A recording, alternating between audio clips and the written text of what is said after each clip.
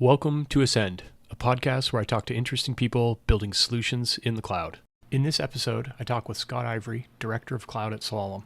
I've had the pleasure of knowing Scott for a number of years now, and we had a wide-ranging discussion about cloud technology. I hope you enjoy it. All right, man. I think we're live here. Let me just double check. I can see us on Twitch, so we're live. Thanks, Scott, for joining me today. I really appreciate it. We're really just going to talk some shop here for a little bit, talk a little bit about cloud. As I mentioned to you before we got started, really my first question is always about your own personal journey. Sort of how did you get started? What made you kind of take that first leap into cloud? Tell us a little bit about kind of how you got to where you are today. Yeah, absolutely. I think, it wasn't too long ago when I started really working with cloud. It was about 2015. And I think if you look at the cloud's proliferation and adoption, it's pretty vast, especially in the US, but in Canada, not so much. So 2015 is probably pretty early days. I was working at a financial services institution, and we had a business unit that was not getting the services that it needed from IT.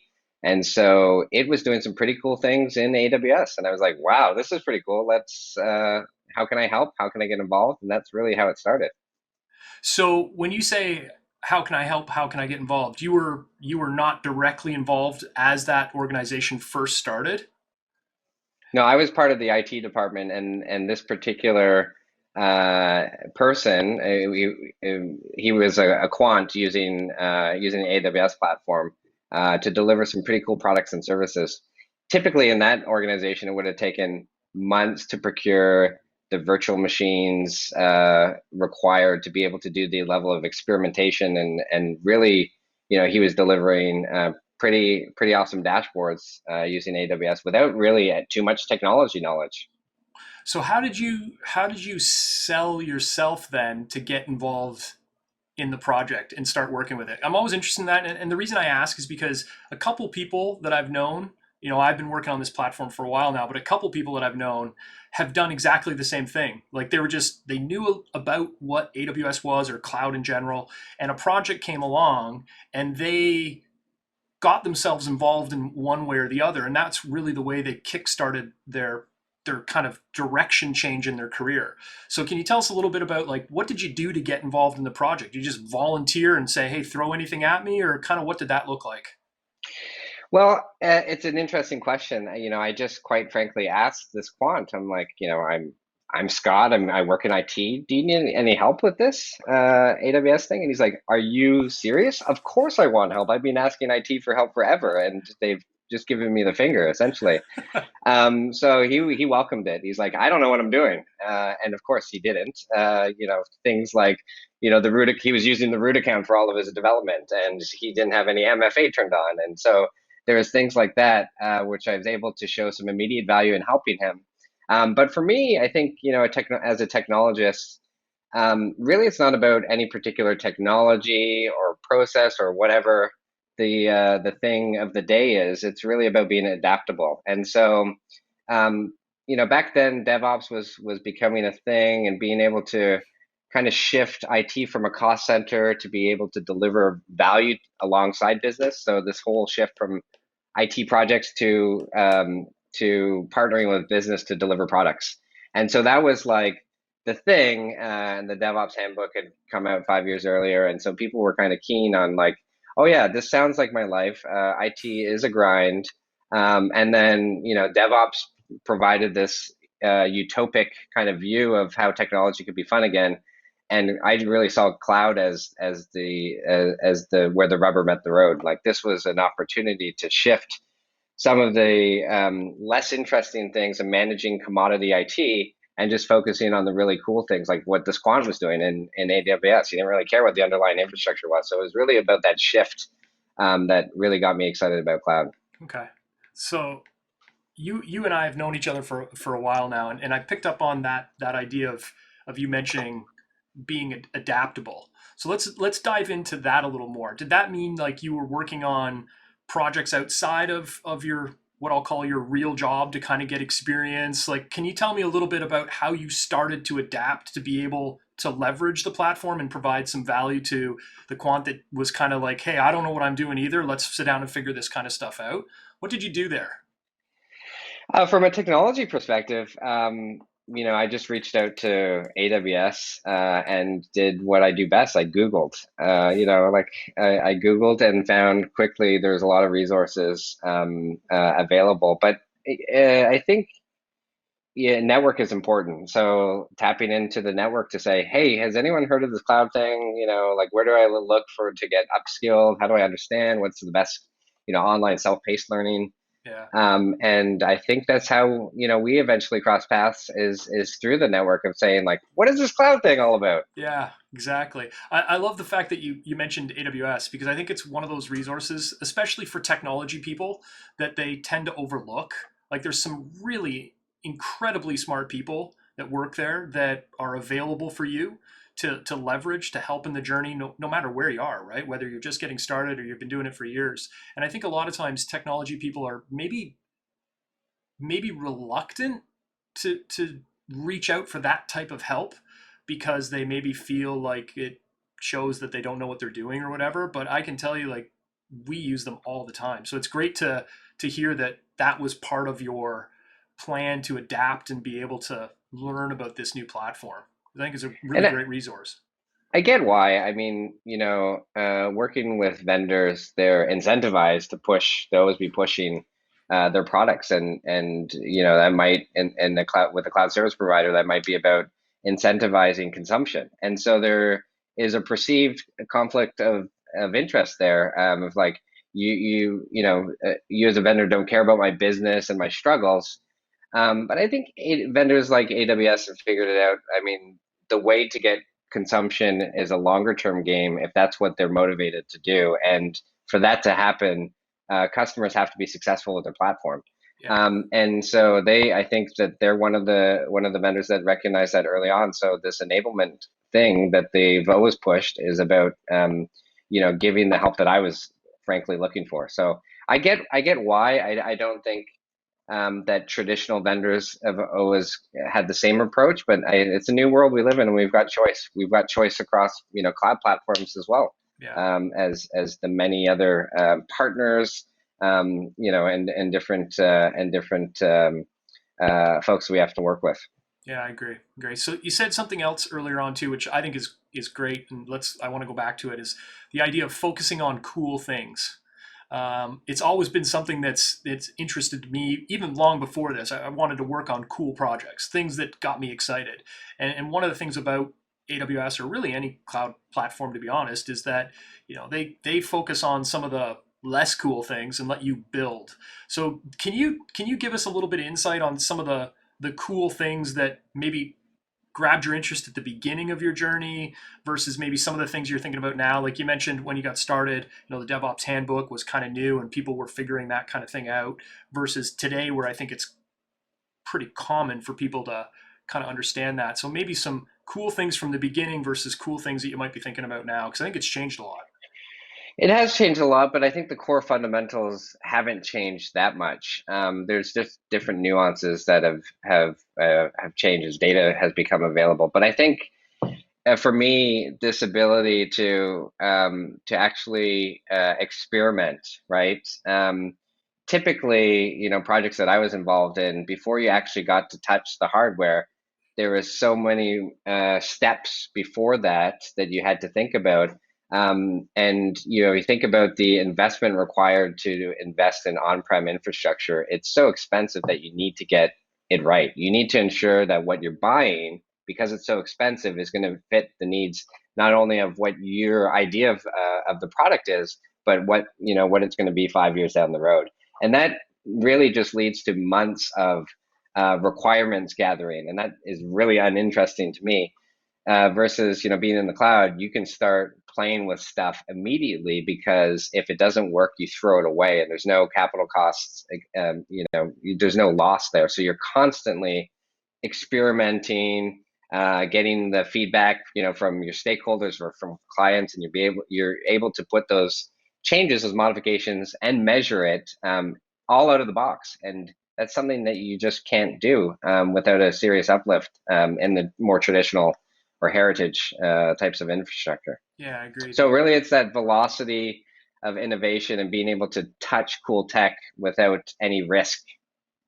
Yeah. Yeah, I think that's a really great way to think about it. Just you can turn something on, you can try it out. If you're thinking it's not right, you can always turn it off and start something new. But I think again, just to grab something that you said there, the measurement part is really important, and I think that's for people new in their journey. Sometimes new shiny things, so you can kind of go over here and try this and try to go over here and try that, but without some metrics, some data collecting, you really have no way to measure one solution against the other. So I think it's really important that you mentioned that the fact is data collection and measurement. How are you going to tell if service A is actually better than service B while you're experimenting and kicking the tires? You got to figure out those kinds of things as well. It's a good point.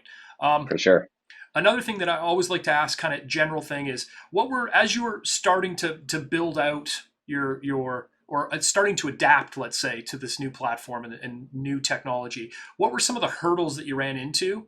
And if you would be able to give us some insight on sort of, maybe ways that you dealt with those hurdles, whether they're early hurdles or maybe things that you're still dealing with now, you never know. Oh God, how long do we have? Yeah.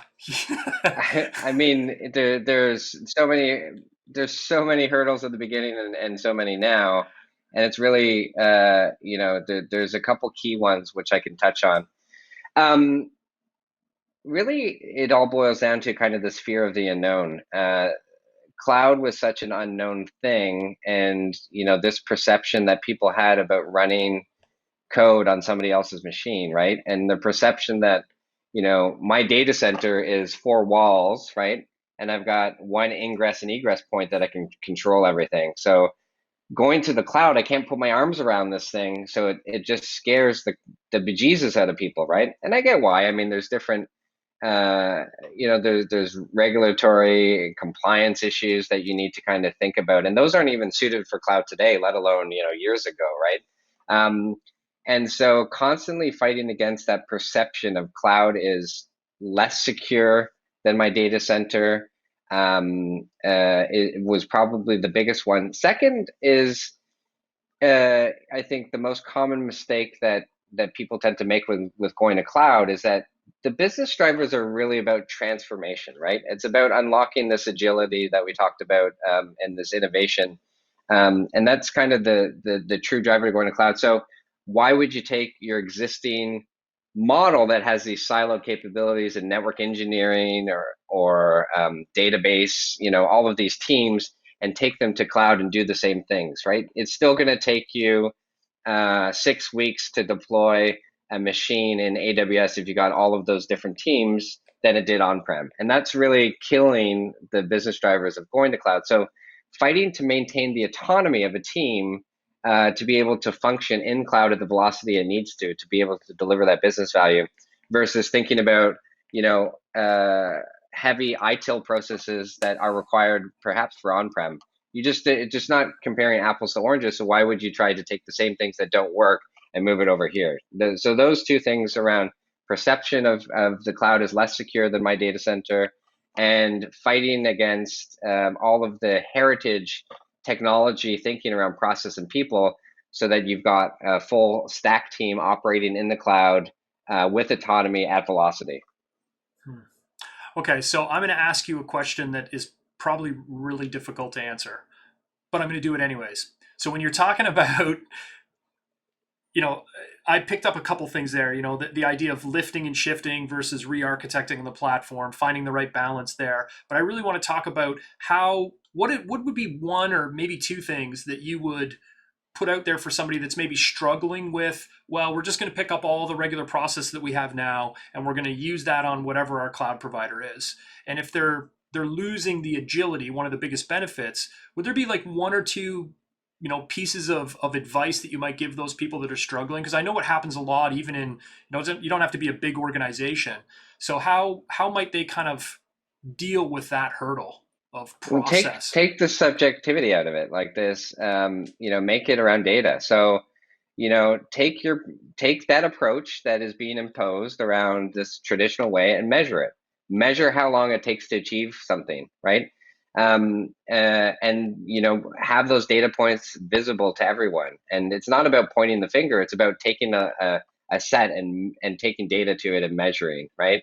And so and then, being asked to experiment with low risk things and then taking the measurements of, doing things in a more something that's more of a DevOps, cloud native type approach, and then measure that and then compare, right? And then you've got data to support kind of the way that you'd like to do something. I think that there's also some qualitative survey type data that needs to go into that set, right, to prove out the case. And so, running surveys to ask the business how they like interacting with IT, what their perception or feeling is of working with IT, and then you get that data, and then you can start to experiment and show if it's actually decreasing or increasing value for the business within its risk appetite, right? So it's a very data centric approach, and I feel like that's why measuring is one of those key tenets to DevOps and to doing things effectively in an IT organization.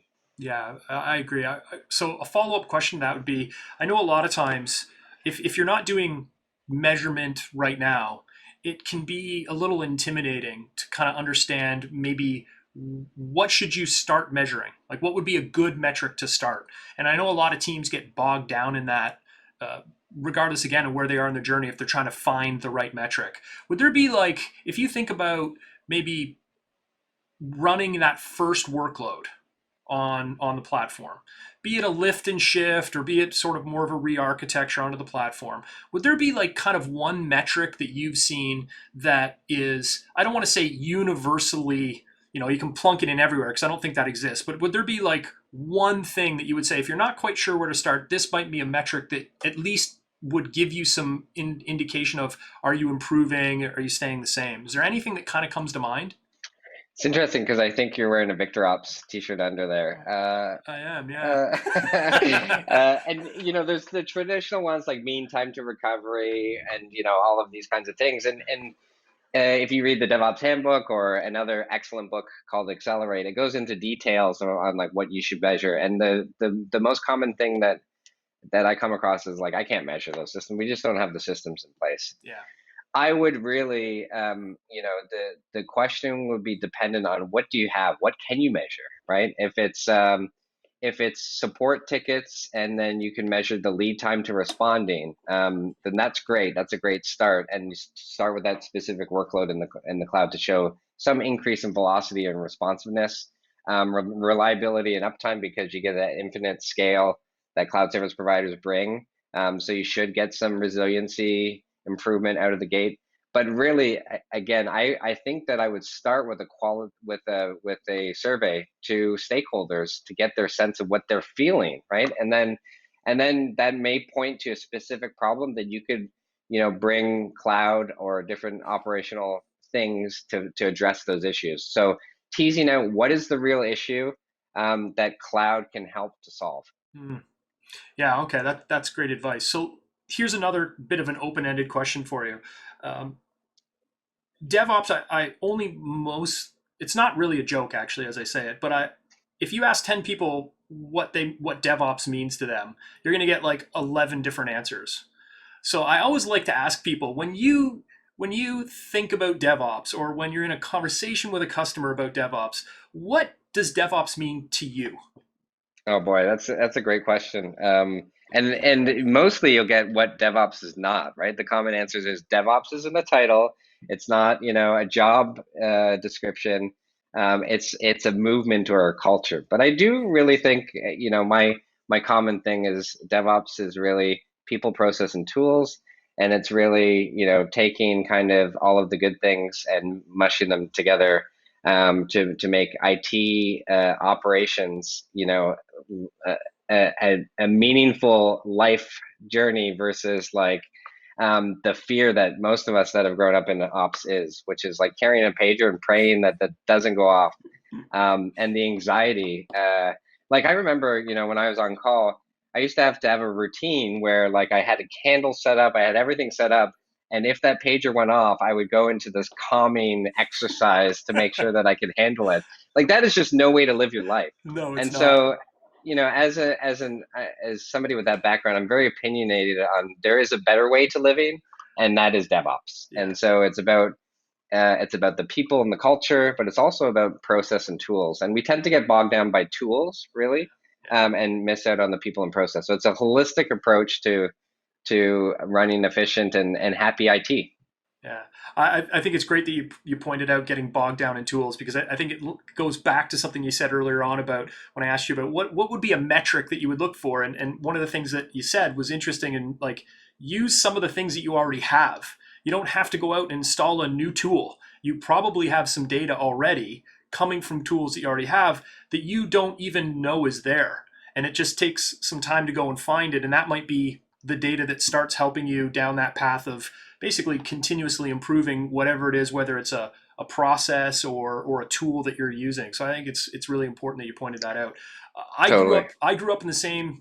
I didn't try the candle. I wish I had of, now that you mentioned it. Just stay calm. But I got to a point that we had like multiple tiers of support, and it got to a point at working at one place, even if I was on third level support, I didn't leave my house because I had been burned multiple times where it escalated all the way up to that third level person. And you're like, you're on a road trip or something like that. And you're like, you have that, oh shit moment. Like, what do I do now? So I understand that, and being able to, remove that type of anxiety. It's funny, it's because like it goes the other way too. Is I've managed operations team where like you're running a DR test over a weekend, for example, Yeah. and which sounds crazy, but that's how things really Used work to in the be. real world, Yeah. and still do in a lot of financial Yeah. services. But a page would go out, and the response I got one time was like, "Well, I'm at the movies," and and I'm like, "Okay, well, I guess the DR test will just wait until you're done watching your movie." Like it's almost on the other side of things. But if I think about that with a little bit of empathy, is like this person had probably given up 20 years of their life and just had it right, Yeah. and was like not doing it anymore, and so we're just like, "Fuck it." Yeah, yeah, we're done with this. I want to Yeah. know what movie they were at. I hope it was good at Yeah, least, not a shitty one. didn't exactly. It didn't need to be. They weren't doing work. It could Yeah, be like exactly. Could whatever, be right? anything at that point. Yeah. So one of the things that we often hear from customers is, I think, and tell me if you agree with this. Early days, people tended to think about cloud as potential cost savings. Like, it costs me a certain amount of money to run it on-prem. I'm going to do this in the cloud because I hear I can save money. And whether that's true or not, that's open for debate. But what we hear now is it's all about agility, right? It's about getting your products or services to market faster. So let's start with that. Would you agree that early in your journey, you had more conversations around maybe cost benefits versus maybe the types of conversations you're having now? Still to this day, they're on cost, and I hate it because if you lead with cost, you're missing the point. And it's very hard to compare cloud costs, which is consumption based, to traditional like IT procurement, right? Of racking and stacking, because if you look at the cost of a fully optimized, high density blade servers running in a data center, and compare the compute and memory fully utilized to cloud, it's going to be less expensive than cloud. And so that isn't, there are some, use cases for cost savings, maybe your end of life on a technology or whatever, but apples to apples, cloud costs aren't cheaper. Really, when the cost argument comes into place is when you talk about total cost of ownership, and that looks at things of like teams that are much smaller that are running more efficient and are able to deliver value at this rapid pace. And to get there, you cannot just flip a switch from on-prem to cloud. It is a journey, and that journey is focused on transforming. And that takes an investment. That takes an investment of time and money. And so you're not going to see the results until you're 2 or 3 years out of this investment, right? So I guess my TED talk is to say that there is some cost savings to be made, but that requires an investment. And the biggest, I think, the customers that I deal with, their biggest complaint is when they buy into that cost savings argument, and then they realize quickly that they're paying both for a data center and this cloud. There's no cost savings, it's just duplication of costs. And so now what am I doing, right? And so, yes, so long story short, uh, I really like to shift the conversation to say, let's look at ways to be innovative and to be ahead of our competition and to be delivering to our customers at velocity. Cloud is the perfect way to do that. And then guess what? If you get really good at it, there's going to be savings to be had, Yeah. but it's not the initial driver. Okay. Yeah. So let's talk about that velocity comment a little bit. How do organizations, let's say you're along the journey, you haven't just started.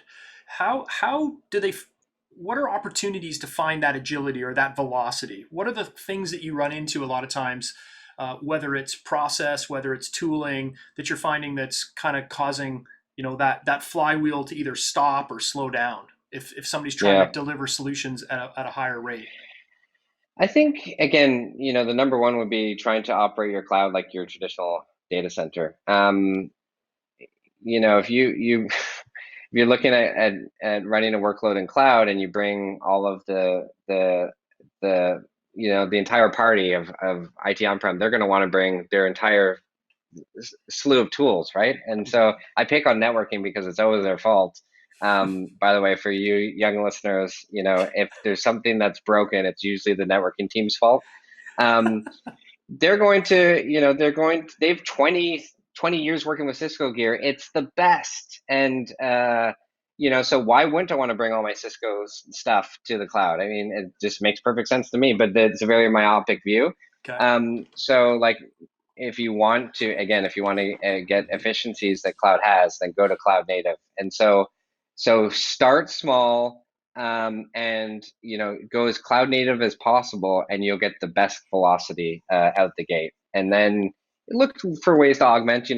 I pick on Cisco, but I mean it's a fantastic technology that may have a play in cloud. It's just you just try to burden the cloud with all of these traditional process and tools, and you're going to kill it, and it's not going to be successful for you. So start small, cloud native, small team, and measure. Okay. So cloud native. If again somebody watches this at some point and is like, oh, what the hell is cloud native? Let's pick. Is there something that you would say like this would be a cloud native service I would look at first if you're trying to find that first step over? Like, is it? Well, I don't Yeah, want I to. mean, any of the networking tools that come with the platform. Okay. So, you don't have a firewall, you have a security group, yeah, or a network resource group. It's like what is available on the platform to achieve what you're trying to achieve with the traditional tool. If it's about firewall and it's about perimeter protection and protecting east-west traffic, then Okay. there are tools to use that. So look at what the platform has to offer, do a POC, understand what you're trying to measure against, if it's security or whatever or performance, then do that POC to see if it meets those needs, and then use that tool. But definitely, like that's the biggest one is what's available in the platform from a networking perspective or the base infrastructure perspective. Okay. So talking about a little bit more about velocity, um, would what about pipelines? Like I know people are always talking about pipelines. Right? How do the moment code gets checked in, I want a bunch of automation to happen, and I want that code to either be ready for deployment or actually auto deploy.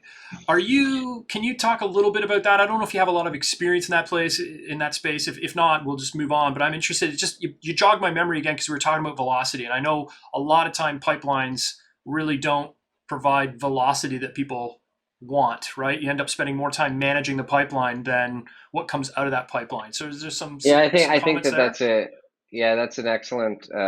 Yeah, building a CI/CD pipeline in cloud, for a small team might not make sense, but certainly, yeah, the larger dev heavy shops will benefit from having a CI/CD pipeline that can do all the great things like shift security left, making the automate the policy as code, as part of the pipeline, so that when you're hitting commits, that it's going through all of the checks and balances required to deploy something into infrastructure, and then it's audit ready. Security can't balk because it's meeting all of their needs. So there is a lot of good things, but you could definitely blow your brains out on the whole CI/CD thing for sure. But it really depends on the use case, the number of teams, what you currently have, what the skills you currently have, as well as technology. It may make sense to leverage some existing pipeline tools that you have in-house. I would say that that platform CI/CD, I probably is where there's a good example for thinking about third parties instead of cloud native. I just said how great cloud native was on one hand, but and when it comes to things like best in breed for CI/CD, there's probably other tools and companies that are doing it better. But like anything, it's just, what do you got? What are you trying to do? And then POC it. Because, the truth is with cloud is you don't really have to make a big bet. If a tool doesn't work, you just swap it out and use something else. So don't overthink it. Just do the things. Yeah. You took my follow-up question away, because I was going to ask about, okay, so pipeline, great. Is it a native pipeline? Is it a third-party pipeline that you've tied to the platform that you're using, or some combination of both? It sounds to me, if I kind of try to interpret your answer there, that you really are saying that in a lot of pipeline situations, you're dealing maybe with a mix, cloud native, but you augment it. It does. It really depends. I mean, if a company, if an organization is really cost conscious, then there is, go cloud native. You get tools available with the platform that you can use and really not pay for. It really depends on the level of sophistication and other requirements that might feed into what you build. But as long as, I would say that a lot of people struggle with that automation piece. I don't know why, but everyone is scared. Well, I do know why. When you think about CI/CD and CD, and you alluded to this, I think, in your question, is like a lot of folks want the beginning, but the idea of automating deployments scares the crap out of most, right? So usually it's deployment ready, I think, as you said, versus like just throwing stuff into production. See what happens, right? I think again, though, that comes back to something that you've mentioned a couple times, is just for 20 years we've done it a certain way. There was a team that got the code, they had their tests, and then they went off and did their thing and put that code into production. And I think, again, it's to go back to what you said very early on, figuring out ways to kind of help an organization understand what's possible and how they might be able to change that process, because really that's a process, right? So I think a lot of times we end up working with organizations where, well, just put the code somewhere and then we'll take it from there, and it pretty much removes almost all of the agility of that pipeline if you can't push it right away, even if it's to like a development or test environment where then somebody can go in and do some work, right, and validate that everything's working. Totally. And you gotta be able to crawl before you run. And so and then also too, nobody wants some young tattooed big bearded guy or gal coming in and saying everything you're doing is completely fucking wrong, and you need to do all of this, and you guys are losers. That it's a phased approach, and you've got to gain some wins and get buy-in, because what we as big fans of cloud, we've seen that transformation and we've been to the other side. A lot of our clients and customers and people that are new haven't been through that transformation and are skeptical by default. I mean, technology people are skeptical. They want to see it. I always say it's about finding balance, right? Change is scary. It doesn't matter if it's, change in a traditional organization, but now I'm asking you to, like you said earlier on, not be able to go down and wrap your hands around that rack anymore and say, here are all the servers that do X. Now all of a sudden it's running somewhere in the cloud. Change is scary, right? So it's about finding that balance between, this is what you can do now. Let's take a baby step, see how that goes, measure it, to pull back again on something you said earlier on, and then just find a way to improve that over time. So I think it's important. Imagine, like, I remember working with signing an agreement to be able to put my stuff onto cloud, and the cloud service provider being like, no, we're not going to tell you where our data centers are. And, the legal team being like, what? I can't, I need to be able to go somewhere and see the blinking lights. What do you mean? I'm going to give you all my most sensitive customer data and you're not even going to tell me where it is. Like, that's something is so, you can imagine how much of a it's going to Yeah. be Yeah. for folks. Yeah, just mind blown, right? I also like the one about, well, the data, we need the data to be separated for DR. Okay, that makes sense. And the where that data is has to be a certain number of kilometers away. And I don't know. I don't think in any research I've done that many of the providers ever tell you a distance between. So again, we have a lot of those conversations, and your response is, well, there's no way for us to tell you that. And people are same thing, right? Oh, well, Yeah. it's got to be a certain distance away. That's the way we do it. And this is my point. I mean, like Canada, for good reasons, has a lot more regulatory rigor. There's a reason why we weren't in the same situation back in 2008. There was obviously some effect just by virtue of us being dependent on our economies being dependent on others. But um, like so the point is, I mean, to do business in Canada, you need to go through regulatory hoops, and a lot of those regulatory hoops are check marks that don't fit for cloud. And so, being 30 kilometers away or on a separate floodplain, those are check marks, and you either pass or fail an audit based on those check marks. And so they're preventing, a lot of customers for putting meaningful workloads in the cloud. I honestly think that that's now just starting to change, Yeah. and that's why we're seeing, a proliferation of cloud in Canada, because now we've all ready to come to the game and understand what the best approach is, and that comes from a regulatory point of view as well. Yeah. No, it's a good point. I think it will change over time because to your comment there, maybe there's some workloads that aren't able to be moved because they're not willing to articulate distant. They want to keep that kind of private, and I can kind of see both sides of the argument. But I think, like you said, it will change over time, especially as competition continues to increase in the space and providers are building out more and more infrastructure. It might be a differentiating point between platforms if one talks a little bit more about it than, say, a competitor of theirs. It'd be interesting Well, to see how that comes out. you think of like the big three cloud providers, the amount of scale that they have.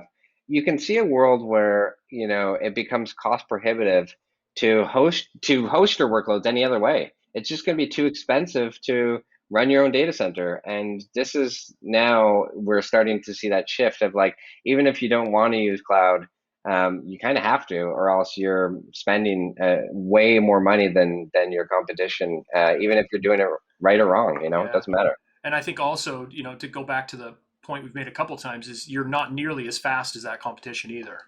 Because then, you're waiting for that gear to show up, or you've run out of space in the co-location provider or whatever. So you again have not only the cost differences, or potential cost differences, but definitely agility issues between kind of a traditional deployment versus whatever you're running on a platform like AWS or something else, right? Totally, totally. That reminds me of another funny thing that a lot of large organizations do, and when they're adopting cloud, is they are looking for their governance risk or security team, whoever, to validate or permit to operate service by service on cloud. And if you think about the velocity, one of the compelling things, the reasons to use cloud is that velocity, that innovation. And if you're if you have some internal department that's looking to approve every single service as it comes out, I mean, it's just nuts. Like, how many services did AWS introduce like in the last year? I don't know, like thousands. Yeah, Like yeah, it's insane. It's insane. I think the last time I did a presentation, and I think you've got 165 to 170 services, and then all the features underneath those services. So you think about, I don't know if AWS publishes anymore. Remember at reInvent, they used to, Andy Jassy used to stand up there and show number of customers and all that stuff, and then he would this is show the amount of news. Yeah, the up and to the right. I had to think about that. That's kind of scary. Up and to the right graph about how many services or features they've introduced. I don't recall them yeah, doing that this year. I don't think they did. yeah. I think It's it's just an expectation maybe on the platform. Yeah, maybe. I look at the you know AWS news page every night, which tells you a lot about my life choices. Yeah. But hey, don't judge. And I'm always shocked. Like I'll sit there and it's what is it? It's February 8th. So I'll look tonight and there's like 5 or 6 new updates every day on services or features to services or where a service may be available in a new region or something. So it's just It's just Hey, mind blowing. let me ask you if I can ask you a question. Yeah, yeah. Does that give you anxiety? I mean, as somebody who uh, is so well known and for being the AWS expert, do you get a certain level of anxiety in thinking that you need to keep up with the velocity and the pace of which AWS innovates on their platform? Well, I do now. I didn't before you asked that question. I'm like, holy shit, maybe I should be no, yeah, I could see that. Because I really do, as much as I love reInvent, I hate reInvent because I can tell you what will happen. Somebody, the moment a presentation is done, will ping me and say, can you tell me about the feature that they just released? And and my answer is no, I can't. Like, you have as much information as I do. So yeah, it is anxiety inducing when there's that many releases. But the way that I like to think about it, and I may have used this analogy with you before, is it's kind of like a double-edged sword, right? It's really fantastic as a customer to have access to a platform, be it AWS or anything else, that is that focused on innovation and really introducing features, services that customers really want, right? They're not just making shit up to see what happens. They're doing things based on customer feedback. But on the other side of that sword is the fact that you got to somehow try to keep up with it. And I think that's really where finding that trusted partner, really comes into play is doing what you're good at. Amazon always talks about removing undifferentiated heavy lifting. And I think that's another thing that is a really important takeaway is focus on what you're good at and then find that trusted partner to kind of help you fill in the spaces, whether that is a international partner, whether that's a local partner. But yeah, to answer your question, it is anxiety inducing now that I think about it. So thanks. Yeah, I Yeah, well, appreciate you're that. only human, despite looking like God. I was saying to you before, it's getting a little unwieldy, but I'm I scared to love it. do I think it anything with looks it at great. this point. It It'll all looks be great. uneven or whatever. Well, man, Maybe I've that's got. something you should do. You should do a vote or something. Maybe a vote to Uh, see if I, what people think. I did that. I won't say where I did that. I did it once before when I had insanely long hair, and I let somebody else decide what my haircut was going to be, and I still have those moments of regret that it's all gone. So I don't know if I want to do that again with the facial hair. It's too much of an investment, and yeah, I might miss it. So. And I'm kind of I hear scared to you. see what the hell's underneath this after all this time. So it's best Yeah, just no to kidding. let sleeping dogs lie, man. So I have one other question. And I know you're a big reader and you've referred to a couple books a couple times. And I think it's really important because these platforms change so fast that you have to continuously learn, continuously adapt. So, would there be like a couple things that are either on your to do or to read list or things that you've read recently that immediately jump out at you as, hey, these are things that you should have on your bookshelf or on your Kindle or however you decide to read?